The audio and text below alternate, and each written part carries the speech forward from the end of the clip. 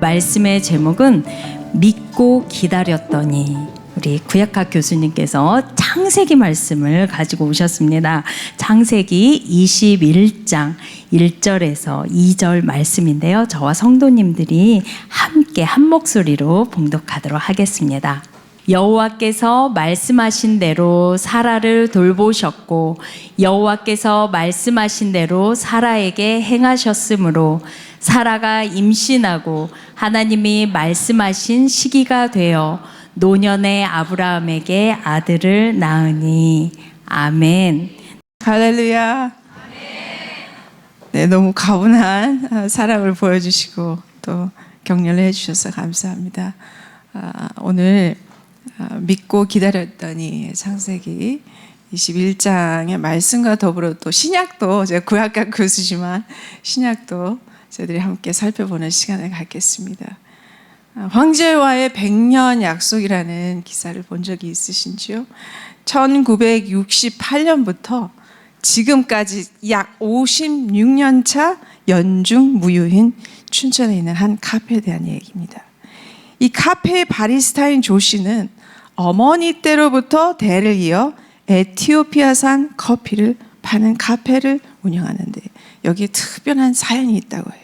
근데 그 특별한 사연이 6.25 당시 전쟁에 관한 일화로 거슬러 올라갑니다.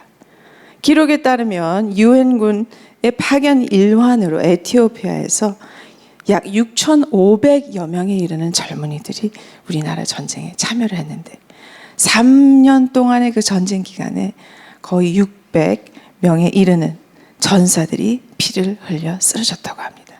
그 당시 에티오피아의 황제였던 하일레 세라세, 제가 자료 사진을 갖고 갔는데 그의 친위대까지 파견하면서 한국을 위해 용감히 싸우고 살아 돌아오지 말라라고 당부를 했다고 해요. 그리고 전쟁이 끝나서도 에티오피아는 이 전쟁 고아들을 위한 이제 동두천, 경기 이제 동두천에 가면 한 복지관이 있는데 그 복지관에서 전쟁 고아들까지 보살피는 일을 또 후원했다고 합니다. 이 사실을 알게 된 카페의 주인이 이제 삼촌이 되겠죠.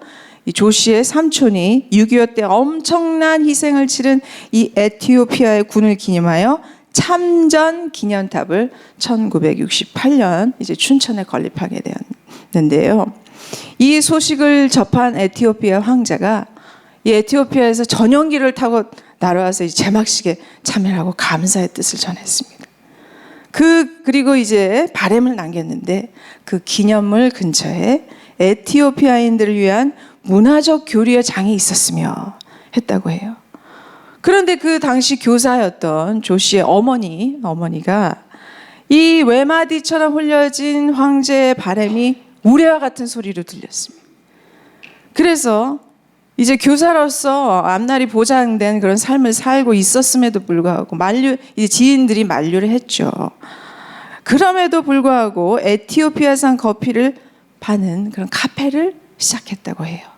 그리고 그 커피 하우스에서 100년 동안 에티오피아산 커피 향이 멈추지 않게 하겠노라고 황제에게 소위 100년의 약속을 했다고 합니다.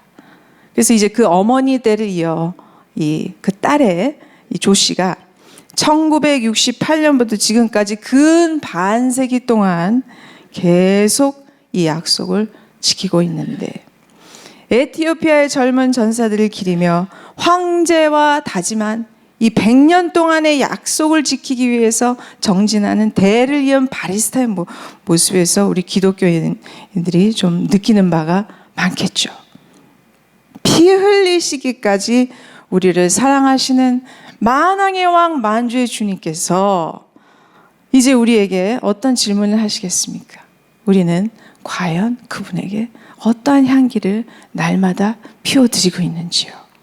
그런데 제가 건네 듣기로는 우리 새로운 교회에 이런 거룩한 기도의 향을 올려드리는 분들이 많이 있다고 제가 익히 들었습니다. 그리고 특별히 수요 기도 모임에 이 교회의 좌심방과 우심방 역할을 하는 기도 용사들이, 특전사들이 여기 다 모여 있다고 해요. 그래서 아멘입니다. 주님께서 불철주야 교회를 위해 이 부르짖는 기도의 파수꾼들이 되시는 여기 계신 우리 특별한 파수꾼들의 기도를, 그리고 수고를 기억하시고 주님의 정하신 때에 주님의 크신 응답으로 함께 하실 줄 믿습니다. 그런데 이제 기도가 쉽지 않단 말이에요. 왜 쉽지 않을까요? 기도를 하나 보면은 응답이 이제 즉각적으로 올 때가 있습니다. 그리고 어떨 때는 무응답이 응답으로 올 때가 있어요. 그런데 어떤 기도는 기나긴 기다림 후에 응답이 주어집니다. 여러분은 어떤 기도가 이제 어려운 기도라고 생각하시는지요? 그렇습니다. 아마도 오랜 기다림이 요구되는 기도일 것입니다. 즉각적인 기도나 무응답이나 말씀으로 시금석이 가려지는 경우가 대부분이에요. 그런데 분명히 응답해 주시겠다고 말씀하신 그 약속이 있음에도 불구하고 1년이 지나도 5년이 지나도 10년이 지나도 응답이 안 오는 경우, 그렇다면 여러분은 어느 때까지 기다리시면서 기도하실 수 있겠습니까? 그리고 이루어주시겠다는 그 약속이 너무나 불가능해 보일 때, 보이지 않는 실상을 바라보며 하는 기도는 더더욱 쉽지 않습니다. 오늘 이 시간에는 믿음의 조상으로 예수 그리스도의 계보에 등재된 아브라함과 예수 그리스도의 계보의 마지막 주자 역할을 한 마리아의 믿음의 행보에서 우리가 어떻게 날마다 말씀으로 동행하며 믿음으로 기도를 드리는 그러한 삶을 살아야 하는가에 대해서 살펴보겠습니다. 오늘 본문의 말씀이 주인공인 아브라함과 사라는 주님께서 약속하신 말씀에 대한 응답을 어느 때에 받았을까요? 말씀을 다시 읽어보겠습니다. 다 같이 창세기 21장 1절 2절. 여호와께서 그 말씀대로 사라를 권고하셨고 여호와께서 그 말씀대로 사라에게 행하셨으므로 사라가 잉태하고 하나님의 말씀하신 기한에 미쳐 늙은 아브라함에게 아들을 낳으니. 오늘 본문에서 주의 깊게 보셔야 할 부분이 있는데, 이제 반복이죠. 어떤 단어가 반복됩니까? 말씀이라는 단어의 반복입니다. 그 말씀대로 하나님의 말씀하신 기한이 미쳐. 왜 이렇게 말씀에 대한 강조가 두드러질까요? 바로 기적은 말씀을 믿는 믿음 위에 이루어진다는 것이 하나님의 원리예요. 여기에 응답받는 기도에 큰 원리가 숨겨져 있습니다. 바로 내 뜻대로 내가 원하는 정욕에 따라 구하는 것이 아니라 주님께서 나에게 주신 그 말씀에 의지하여 기도해야 된다는 것입니다. 우리는 말씀으로 말미암아 세상으로부터 부르심을 받았습니다. 그리고 말씀을 붙들고 가는, 즉 말씀대로 살아가는 택자들입니다. 그리고 이 약속의 말씀에는 하나님의 정하신 기한이 있다는 것인데, 그래서 세상과는 달리 우리 믿는 자들은 구속사의 타이밍으로 살아가는 자들입니다. 그런데 이게 쉽지가 않아요. 우리는 현대 인스턴트 일상에 너무나 젖어 있습니다. 보고 듣고 먹고 마시는 것 누르면 척척 돌아가는 세상에 살고 있어요. 최근에 20분, 30분짜리 유튜브 보기가 유행이었지만 지금은 어떻습니까? 단초만의 핵심적인 볼거리만 딱 집어주는 뭐가 있죠? 틱톡 짤, 쇼트가 있죠. 그러니 기도 응답이 조금만 더디어도 쉽게 낙심이 되는 것이에요. 분명한 것은 하나님은 시공간을 초월하신 전능자이시기에 전혀 서두르시지 않습니다. 주님은 그분의 큰 경륜에 따라 가장 정확하고 적절한 시기에 주님의 응답을 이루어 가십니다. 여러분이 주님을 주님으로 진정으로 인정하신다면 이 구속사적 질서의 믿음 안에서 나와 영원토록 함께 동행하시는 주님을 신뢰함으로 안식하셔야 돼요. 그렇다면 아브라함과 사라가 이 자손에 대한 약속의 말씀을 어느 때에 받았던 것일까요? 거의 4반세기 25년 동안 주님께서 말씀하시고 또 말씀하시고 또 말씀하신 내용이었습니다. 바로 사라에게서 난 약속의 자손으로 말미암아 아브라함이 열국의 아비가 되게 한다는 말씀이었습니다. 그런데 이 약속이 왜 가면 갈수록 믿을 수 없는 형국이 되느냐? 다름 아닌 사라의 경수가 끊어져도 한참 뒤에 계속적으로 주시는 말씀이기 때문이에요. 즉 기적이 더 기적이 되기 위해서 조건과 시간이 여물어가는 동안 어떻습니까? 사라는 거의 체념 상태에 이르고 말은. 심지어 말씀이 이루어지기 1년 전에 어떤 사건이 벌어졌습니다. 사라가 천막 뒤에서 주님께서 1년 후에 반드시 이삭을 주시겠다는 말씀을 듣고 천막 뒤에서 웃음을 터뜨리자 이제 주님께 들킨 일이 있었죠. 이때 사라에게 그동안 있었던 일이 주마등처럼 스쳐갔을 것입니다. 말씀이 하도 더디게 이루어지니 사라는 스스로 응답을 만들어 보고자 했죠. 하갈을 통해서 이스마엘 얻어 자신의 좀 수치를 가려보고자 했지만 수치를 가리기는커녕 여종에게 멸시받는 지경에까지 이르게 되었습니다. 그러나 주님은 포기하지 않으시고 오히려 아브라함의 이름을 열방의 이 아비인 아브라함으로 바꿔주시고 사레를 열국의 어미인 사라라고 계명까지 해주시면서 믿음의 선포를 하게 해주시는 거예요. 야, 아브라함 하면은 그게 무슨 뜻이냐? 열국의 아비여 이렇게 얘기하는 거죠. 사레 이렇게 하면 무슨 얘기예요? 열국의 어미 사라요. 그런데 이렇게 서로 호칭하면서 동네 사람들이 어떻게 생각하겠어요? 드디어 이 노인들이 아이를 하도 원하니까 실성하기에 이르렀구나 하며 쑥덕거리지 않았을까. 그러나 주님께서 아브라함에게 나타나신 후 1년 뒤 약속하신 기한에 말씀하신 대로 말씀을 따라 아브라함이 100세가 되던 해에 드디어 기적을 일으키셨습니다. 경수가 끊어졌던 아브라함과 사라의 품에 이삭이 안겨지는 기적의 현장이 곧 말씀이 성육신하여 응답이 되어지는 역사가 일어났던 것입니다. 이는 아브라함의 100세 일생을 통틀어서 일어난 최대의 기적의 역사이며 하나님께서 하나님 되심을 확증시켜 주시는 놀라운 사건이었습니다. 그러나 돌이켜 보건대 아브라함의 25년 아니 도합 100여 년간의 기다림의 시간이 결코 하루도 헛된 기다림의 시간이 아니었습니다. 오히려 그 결과를 위해 과정이 있었던 바 아브라함이 믿음의 정상을 향해 나아가는 하나님의 구속사적 섭리 가운데 주님을 알아가게 되는 히브리어는 이제 야다, 알다. 이게 보통 알아가는 게 아니죠. 주님을 알아가게 되는 그 과정을 몸소 체험하는 반드시 있어야 할 기간이었다라는 것입니다.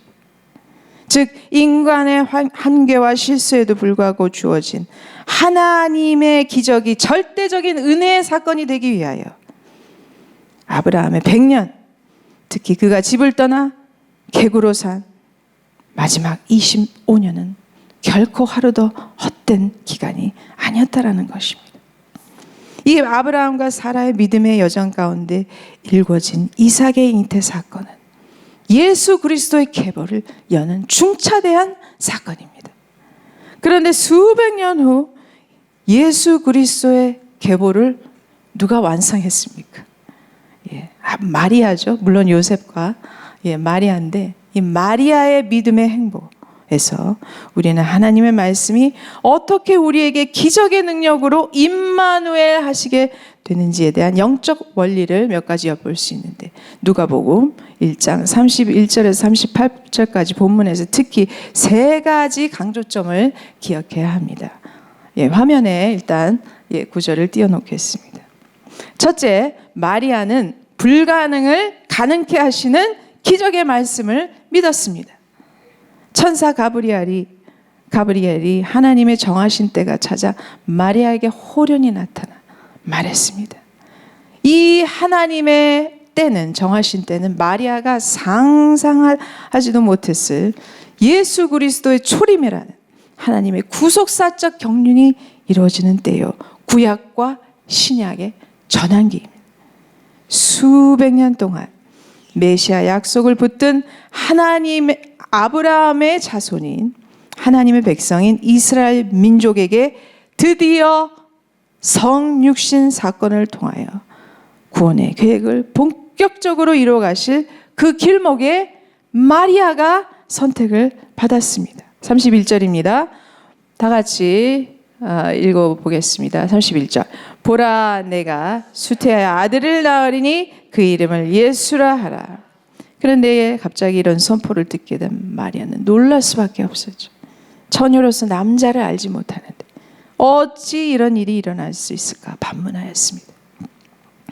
그러자 천사는 35절에 보면 성령 곧 지극히 높으신 이의 능력이 마리아를 덮을 것이라 말하였습니다. 그리고 말합니다. 36절에 보면 보라, 내 친족 엘리사벳도 늙어서 아들을 배었느니라. 본래 수태하지 못한다 하더니가 이미 6달이 되었나니. 37절 다 같이 읽어보겠습니다. 대저 하나님의 모든 말씀은 능치 못하심이 없느니라 하였습니다. 상식적으로 생각해보면 도저히 있을 수 없는 불가능한 일입니다. 그러나 마리아는 이 말씀을 어떻게 먹었습니까? 어떻게 받아들였습니까? 아멘 함으로 화답하였습니다. 38절 다 같이 읽어보겠습니다. 마리아가 이르되 주의 계집종이오니 말씀대로 내게 이루어지이다 하매 천사가 떠나가니라. 그렇습니다. 우리가 이미 인간의 상식선에서 믿을 만한 것을 믿을 때는 그것은 이미 믿음이 아닙니다. 우리가 불가능하다고 생각하는 그것을 주님께서는 이룬다고 하십니다. 대저 하나님의 모든 말씀은 그냥 한 말씀이 아니죠. 모든 말씀은 어떻다고요? 능치 못하심이 없느니라. 여기에 우리의 얄팍한 지식과 경험을 다 내려놓고 주님은 나의 주님이 되시니 아멘 할 때 어떻게 되는 것입니까? 그 말씀에 생명의 씨가 길바닥에 뿌려지지 아니하고 우리 속사람 안에 심기어 뿌리를 내리기 시작하는 것입니다. 둘째, 마리아는 기적의 현장에서 믿음의 지체와 함께 했습니다. 위대한 말씀을 이렇게 받았더라도 환경을 바라보면 어떻게 됩니까? 흔들릴 수밖에 없는 것은 인지상정입니다. 하여 하나님께서는 마리아를 친척인 엘리사벳의 집으로 인도하십니다. 거기서 마리아는 이미 임신 6개월이 지나 엘리사벳을 만나게 되는데 어떻게 됩니까? 세례 요한이 마리아가 문안 소리를 들을 때 복중에서 뛰며 즐거워합니다. 엘리사벳은 마리아를 다음과 같이 축복합니다. 45절인데요. 띄워주시면 같이 읽겠습니다. 주께서 하신 말씀이 반드시 이루어지리라고 믿은 그 여자에게 복이 있도다. 그렇습니다. 마리아는 주께서 능치 못함이 없으시다는 말씀을 그대로 받고 믿었기에 이러한 구속사의 중추적인 역할을 감당하게 된 것입니다. 그리고 마리아는 찬송으로 화답하며 이렇게 마무리를 짓습니다. 그 종이 이스라엘을 도우사 긍휼히 여기시고 기억하시되 우리 조상에게 말씀하신 것과 같이 아브라함과 그 자손에게 영원히 하시리로다 하니라. 마리아가 깊은 믿음의 소유자라는 것은 누가복음 1장 후반부에 기록된 그녀의 찬송시에서 엿볼 수 있습니다. 마치 사무엘의 어머니 한나처럼 이스라엘의 구속사를 과거, 현재, 미래를 아우르면서 찬양으로 엮어내는 승전가가 마리아의 입술에서 터져나옵니다. 55절에서 볼 수 있듯이 더 놀라운 것은 누구를 명시합니까? 아브라함이 받은 그 자손에 대한 약속이 마리아의 입술에서 재확인되는 것입니다. 주께서 아브라함에게 주신 그 약속의 자손, 창세기에 계속 나오는 말씀이지만 이 약속은 가깝게는 이삭 또는 이스라엘의 백성에 해당되는 것으로 물론 볼 수 있겠지요. 그러나 이 자손에 대한 약속은 궁극적으로 누구를 가리킵니까? 메시아, 즉 예수 그리스도를 가리키는 것으로 이해한다고 사도 바울께서 직접 해석해 주셨습니다. 갈라디아서 3장 16절 한번 같이 읽어보겠습니다. 이 약속들은 아브라함과 그 자손에게 말씀하신 것인데 여럿을 가리켜 그 자손들이라 하지 아니하시고 오직 한 사람을 가리켜 내 자손이라 하셨으니 곧 그리스도라. 다시 말하면 아브라함과 하나님과 맺은 언약, 하나님께서 아브라함이라는 한 사람을 선택하셔서 언약을 세우셨는데 그 언약이 본질적으로 복수로, 자손이라 명명할 때에 복수로 이해될 게 아니라 단수로 이해돼야 된다는 것이죠. 바로 메시아, 궁극적으로 예수 그리스도를 이스라엘 백성을 통해 보내시겠다는 언약을 아브라함과 세우셨던 것입니다. 그런데 오늘 누가복음 본문을 보니 이 놀라운 구속사적 섭리를 하나님께서는 지극히 연약한 한 동정녀의 믿음을 통해 절정을 이루십니다. 그래서 이 수요 예배가 지금 보통 예배가 아니에요. 예. 우리 믿음의 여인들이 하나님의 구속사의 이 전환기에 나타나서 하나님께 놀라운 쓰임을 받았다는 것은 무엇을 의미합니까? 주님께서 다시 오시는 믿음의 길을 누가 깔아드려요? 특히 새로운 교회의 이 특전사와 같은 여기 계신 우리 기도하는 어머니, 기도하는 권사님, 기도하는 장로님, 기도하는 믿음의 여인들인 줄 믿습니다. 이렇게 엘리사벳과 마리아가 이제 성령 충만한 두 여인이 믿음으로 서로 믿음의 언어로 하나가 되어서 이렇게 화답하는 가운데 잠잠한 자가 있었으니 그가 누구입니까? 바로 엘리사벳의 남편 제사장 사가랴였습니다. 사가랴는 마리아에 앞서 앞으로 태어날 세례 요한에 대한 계시를 천사로부터 받기는 받았는데 어떻게 됐습니까? 믿음이 없다 책망을 받아 벙어리 되는 사건이 있었죠. 20절에 보면 이러한 말씀을 받았으며 보라 이 일이 되는 날까지 내가 말 못하는 자가 되어 능히 말을 못하리니 이는 내가 내 말을 믿지 아니함이 거니와 때가 이르면 내 말이 이루어지리라 하더라. 이게 주님께서 다 장치하신 거예요. 생각해 보세요. 만일 사가랴가 입술이 그대로 열려 있었다면은 엘리사벳이 임신하고 순산할 때까지 믿음을 유지할 수 있었을까요? 사가랴가 가브리엘 천사에게 이렇게 말해서 이런 책망을 얻게 됐죠. 내가 이것을 어떻게 할리요? 18절에 그런 말씀이 있어요. 내가 늙고 아내도 나이가 많으니이다. 물론 사가랴의 말은 인간의 잣대로 본다면 정말 틀린 말이 아닙니다. 아니 지극히 상식적이고 당연한 얘기입니다. 그러나 주님은 우리에게 믿음의 고백을 찾기 원하시는 것이지 현실에 대한 보고를 듣기 원하시는 것은 아닙니다. 주님은 우리보다 우리 현실을 더 정확히 파악하고 계세요. 그러나 현실을 넘어 역사하시는 초월적인 하나님의 주되심을 우리의 삶의 현장에서 믿음의 고백으로 받기 원하시는 것입니다. 이것이 바로 우리가 믿는 부활 믿음의 본질입니다. 사가랴의 불신의 말은 우리 옛사람의 뇌리에도 늘 각인되어 있습니다. 주님, 안 되는데요. 해봤는데요. 가능성이 다 끊어졌다는데요. 온 밤을 새워 수고해봐도 안 되는데요. 죽는다는데요. 할 수 없다는데요. 이렇게 가다 망한다는데요. 썩어 냄새난다는데요. 그러나 주님은 선포하셨습니다. 요한복음 11장 25절 다 함께 믿음으로 선포하시겠습니다. 예수께서 가라사대 나는 부활이요 생명이 나를 믿는 자는 죽어도 살겠고 무릇 살아서 나를 믿는 자는 영원히 죽지 아니하리니 이것을 내가 믿느냐? 믿으십니까? 아멘입니다. 죽음이라도 부활의 약속이 있기에 응답인 것입니다. 나사로처럼 다시 죽었다 살아난다 할지라도 우리 인생은 어떻게 됩니까? 다 죽음의 관문을 통과하기 때문입니다. 그렇다면 오늘 내게 임한 헤아릴 수 없는 고통은 다 부활의 영광을 위한 거룩으로의 부르심인 줄 믿습니다. 마리아는 그가 처한 상황이 전혀 이해되지 않아도 믿음으로 아멘 하였습니다.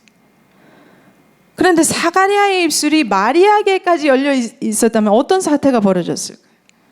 그의 불신의 말은 엘리사벳에게도 물론이려니와 마리아에게도 큰 영적인 해악을 끼쳤을 것입니다. 특히 제사장의 말은 권세가 있습니다. 마리아의 심중에서 겨우 싹트기 시작한 말씀의 씨앗을 유산시키기에 충분한 조건이 성립되었을 것입니다. 그러나 하나님은 그의 입술을 때가 차기까지 아예 봉하셨습니다. 여기서 우리가 지나치지 말아야 하는 사실은 마리아가 말씀의 성육신 사건이라는 기적을 경험하기 위해서는 계속 믿음의 울타리에서 공동체 생활을 했다는 것입니다. 우리도 마찬가지입니다. 골방에서 혼자 기도할 수 있지. 이 수요일날 아침에 얼마나 귀한 시간이에요.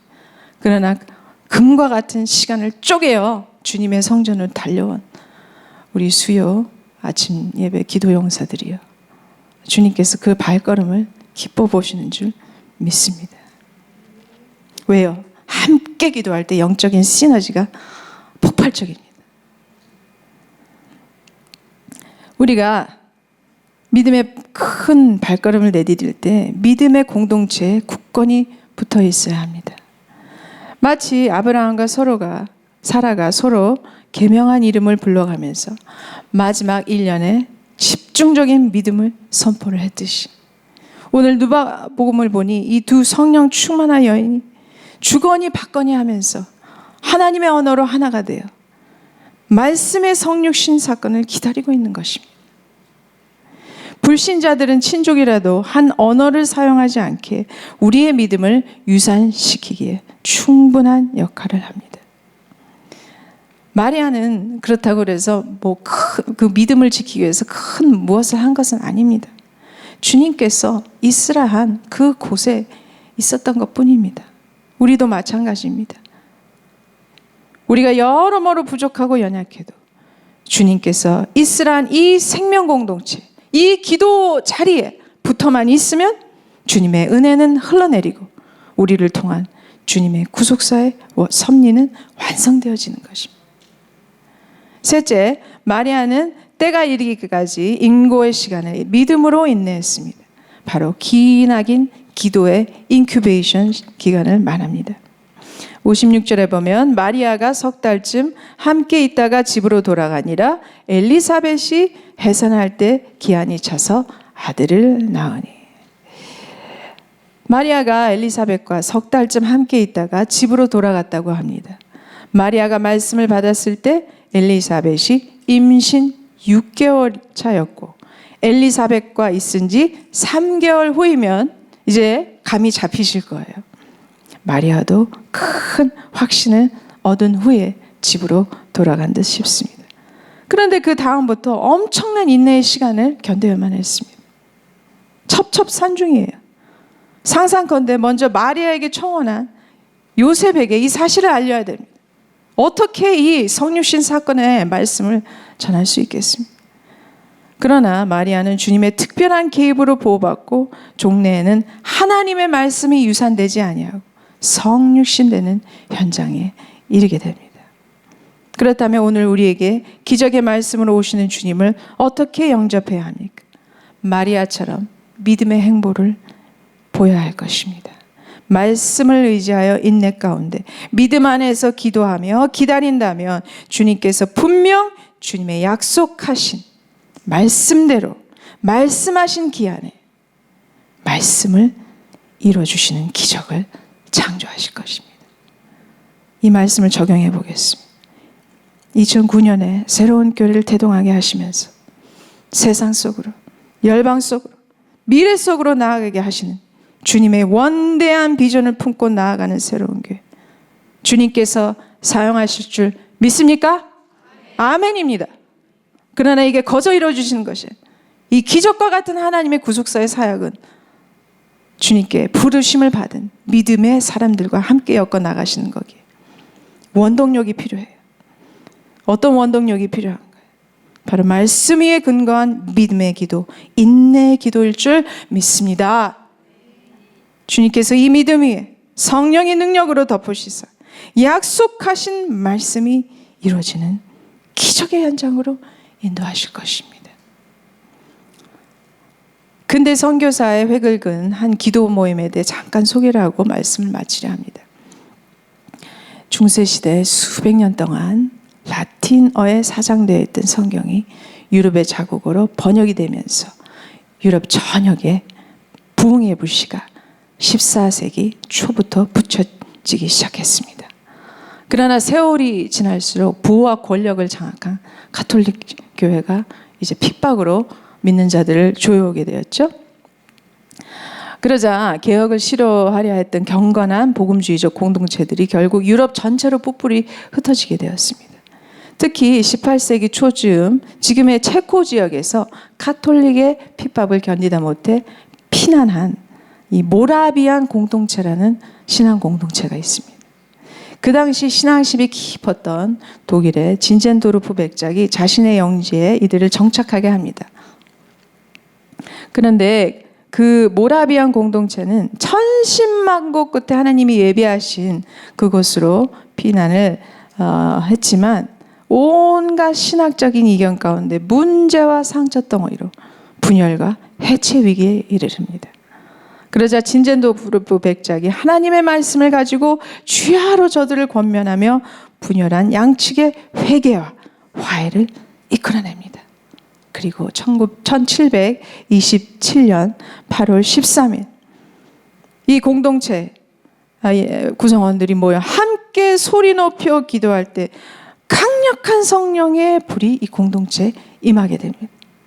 이날은 바로 이 하찮은 피난민들로 구성된 모라비안 공동체가 진젠도르프 백작과 함께 세계 선교의 지형을 바꾸게 되는 기독교 부흥사의 변곡점입니다. 이 성령의 불을 받은 형제자매들이 성령의 감동하심을 받아 하루의 지정한 시간에 간절한 중보기도에 향을 피우기로 작정을 했습니다. 모라비안 공동체의 부흥을 서술한 기록에 의하면 이 감동의 원천은 구약성경 레위기 6장 13절에 근거한다고 합니다. 다 같이 한번 읽어보겠습니다. 불은 끊임없이 꺼지지 않게 할지니라. 바로 이 공동체가 성령의 불을 받자 깨달은 것은 거룩한 불씨가 성막의 번제단에서 결코 꺼지지 않도록 해야 한다는 것입니다. 그렇다면 살아계신 이거는 이제 다 모형이요, 그림자죠. 근데 실상이 이제 교회인데 살아계신 하나님의 성전인 믿는 자들이 모인 교회 회중은 무엇을 해야겠는가? 이 공동체들이 이제 고민했을 때 바로 성도들의 거룩한 중보가 금향단의 거룩한 향처럼 끊임없이 하나님께 상달되도록 해야 한다는 것을 성령 안에서 깨닫게 되었습니다. 그리고 이 말씀에 의지하여 성령을 받은 모라비안 공동체가 하루도 끊임없이 정해진 시간에 기도해야 되겠다는 결심을 했는데, 물론 새벽기도, 수요기도, 철야기도 다 자연스럽게 포함됩니다. 그런데 이런 놀라운 기도 운동이 100여 년 동안이나 지속되었다고 합니다. 이렇게 미약하지만 하나님의 말씀을 의지하고 믿음의 발걸음을 내디딘 이들에게 어떠한 축복의 응답을 하나님께서 허락하셨을까요? 이들의 중보 기도는 전 세계의 영적 지용도를 바꾼 부흥의 불씨가 되어버렸습니다. 10여 년이 지나자 이 모라비안 공동체의 불씨가 요한 웨슬레에게 전파되어 영국을 변화시켰습니다. 70년이 지나기 전에 모라비안 공동체에서 전 세계로 300명이 되는 선교사들이 파송되었다고 합니다. 혹은 노예들에게 복음을 전하고자 스스로 노예로 팔리기로 작정한 이들까지 생겨났다고 합니다. 이 기도의 불씨가 어디까지 튀었습니까? 영국에서 미국, 그리고 미국에서 태평양을 건너 어디까지 임했죠? 바로 한국, 이 땅의 지구 반바퀴를 돌아서 20세기 초 위대한 부흥의 불꽃을 일으키지 않았습니까? 어떤 기독교 역사가는 독일 진젠도르프 백작의 영지였던 헤른후트에서 불씨가 꺼져가는 듯 했다가 다시 라이프치히의 독일 청년들에게 점화되어 1989년 니콜라이 교회에서 일어난 원료 평화 기도회로 발화되었다고 합니다. 이 기도의 불은 모두가 아시다시피 분단되어 있던 독일을 통일시키는 영적 원동력이 되었습니다. 제가 독일에서 1년 유학을 하는데 독일의 통일에 그 원동력이 정치적인 데 있지 아니하고 사회적인 데 있지 아니하고 기도 모임에서 시작되었다는 것을 계속 주입시켜 주더라고요. 그런데 오늘 주님께서 우리에게 주시는 도전은 결국 우리 믿음에 관한 말씀입니다. 우리가 지금 아무리 힘이 없어 보이고 객과같이 쫓겨다니는 신세라 할지라도 주님은 할 수 있다 하십니다. 무엇을 우리가 각자 참 미쳐낸 삶의 자리에서라도 주님을 바라보며 믿음으로 하나님의 나라와 의를 구한다면 반드시 우리를 통해 새로운 교회를 통해 구속사의 신대기를 써내려 가실 것입니다. 그것이 이 교회가 태동하게 된 주님의 경륜이자 뜻인 것입니다. 그것도 우리가 상상하는 그 이상으로 열방을 향해 미래를 향해 주님께서 역사하실 것인데 제가 보니 이 자리에 모여 계신 그리고 온라인으로 함께 하신 우리 기도의 불씨를 가진 믿음의 사역자들이 이것을 감당할 때에 주님께서는 부흥의 축복을 부어주실 준비가 되셨다는 것입니다. 성도 여러분, 우리는 한낱 인간과의 우정을 생각해서도 100년간 커피향을 피우겠다는 약속을 한 그런 미담을 접했습니다. 그런데 오늘날 피를 흘려 우리를 살리신 주님께서 거룩한 중보의 향을 끊이지 않게 해달라고 당부하십니다. 이 땅의 부흥이 여기에 달려 있습니다. 다른 교회가 아닙니다.